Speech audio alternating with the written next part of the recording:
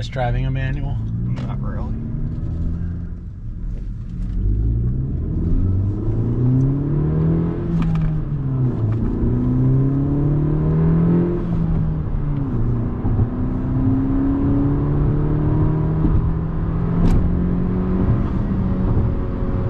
It's pretty quick. This is TSP Stage 1 Plus. This one just came out.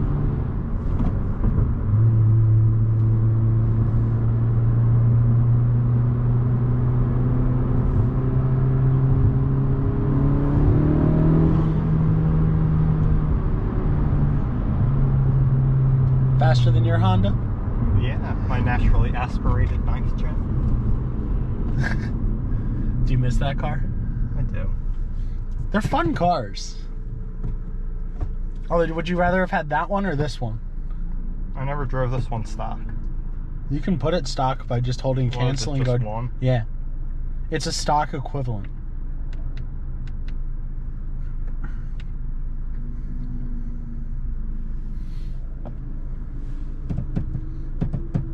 Sport mode just like tightens the steering, tightens the suspension. It really doesn't add any more boost in the stock way or in the stock tune. Maybe throttle response a little bit, but doesn't really make a difference. It does on the highway though. I always put it in sport on the highway because it stops you from like swaying on the highway.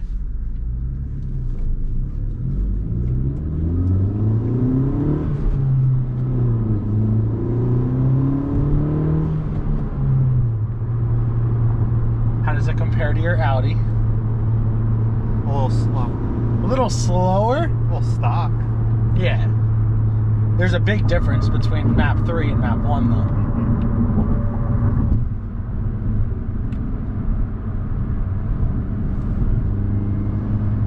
though. Put it back in map 3? Yeah.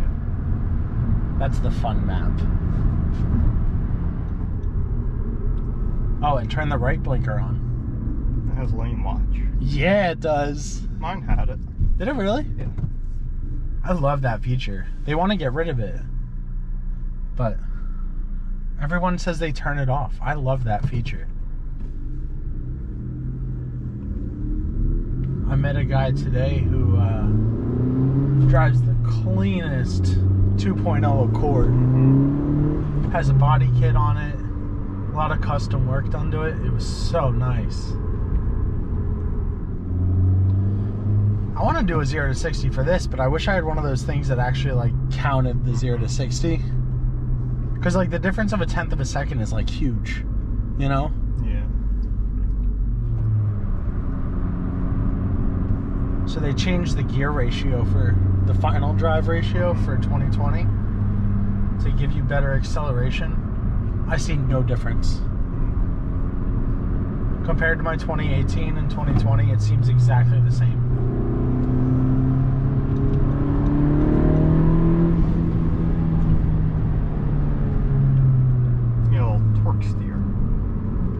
A little bit. It's not as bad as some cars I've driven with torque steer though. So what do you think? I don't know yet. I feel like the 9th was more responsive. At least like. Well, you have a little bit of turbo lag. So keep that in mind. It's only a 1.5 liter. Well, it's not the gas. Like if you try and rev match, I feel like you have to put more gas into this one. That's probably the dual mass flywheel. It takes a while for this flywheel to. You see? You feel it?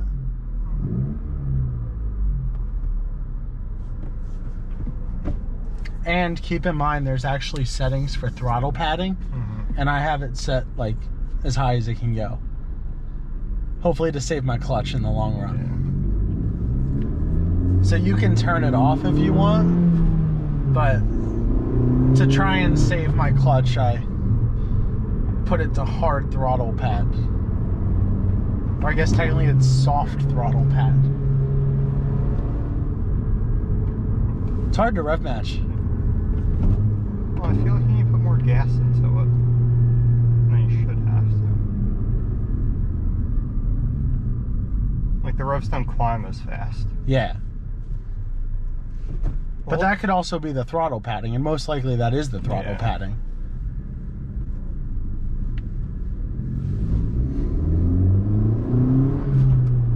Well, the 9th had the rev hang, so it didn't even drop when you put the clutch in. Well, this has rev hang turned off with this tune, so there's still a little bit there just because of how the engine's built, but the tune itself gets rid of the extra rev hang.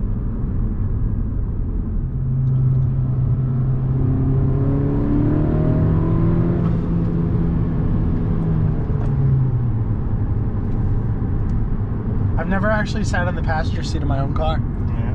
Does it feel faster? It feels a lot faster. When you're not controlling the car, it like pushes you back in your seat.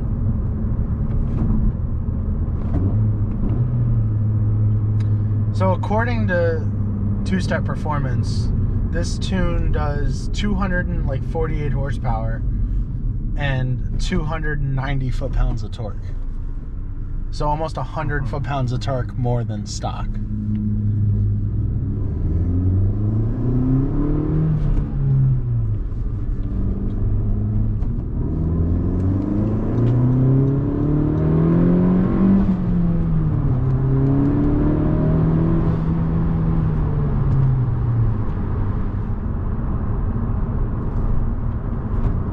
It's nice to have on-the-fly map switching, though. So I normally drive in map 2.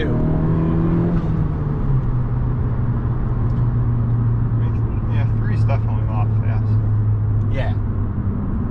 It's noticeable. The butt dyno really makes a difference in map 3. And that's the thing. If you can upgrade to this tune for $150 compared to another one, like even TSP Stage 1, if you have that, you can upgrade for $75.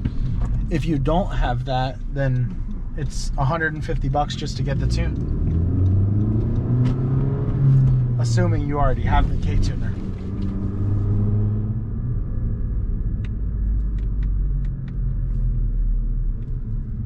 I feel like it was easier to rev match in 1. Yeah. Well, because I have the throttle padding turned It's so only in high 3. that... What? It's only in 3 that it's higher. I think so, because I think that stock is still stock equivalent. Yeah. So map 2 and map 3 are the actual tunes. I don't know, someone can correct me on that, but I think that map 2 and 3 are where the throttle padding comes in, and 1 is supposed to be like valet mode, so it doesn't really do the things you set, like the parameters you set. It's really just supposed to be if you disconnect your K-tuner and valet your vehicle or something like that, then they don't have a tuned SI. So I think that that's the throttle padding in map 2 and map 3. You can do map 2 if you wanted to. Map 2 is 19 PSI in regular mode and 21 PSI in sport mode.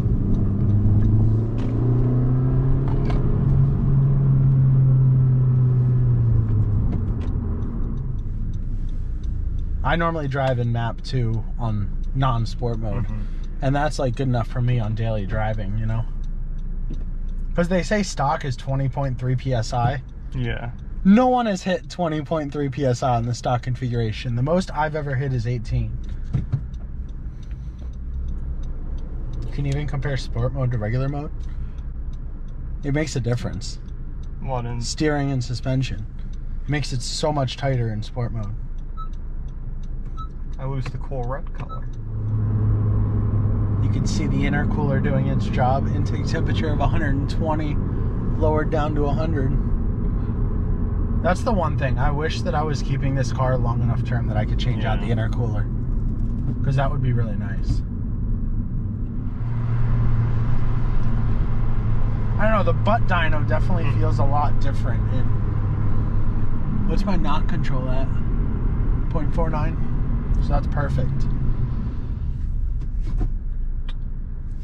See, mine didn't have heated seats. Isn't that nice? Well, because now it's based off the Honda Civic EX. So the EX now has heated seats. They also say if you turn off traction control completely, that the carburetor will open. Well, not carburetor because it's fuel injected, but the throttle body. The throttle body will open more, and so because it's not trying to prepare itself if the wheels slip. I don't know if that's true or not. I've turned it off a few times, and I don't think it's any faster. So people can believe what they want to believe, but I don't think that that's true. Yeah, 2's much more better for daily driving. Yeah, 3 is a little rough. And that's why I drive it in 2 most of the time. And if you want a little more power, you put it in sport mode and it gives you an extra 2 pounds of boost. With 2, it limits the torque steer more. Do you feel a difference in sport mode with the steering? Yeah, it's a lot tighter. Yeah. That's the greatest part. Especially on the highway when it's really windy and you're swaying a little bit just from the wind. Having sport mode on really makes a difference. So what do you think? No, it's a fun different. daily driver. It is fun. It's a fun daily driver. That's really all it's meant to be. It's not meant to be a track car. It's not meant to be the best at anything. It's just a fun daily driver. And it makes cool whoosh and psh noises. Best part. Everyone knows that. Would you drive one? Would I drive one? I would drive one.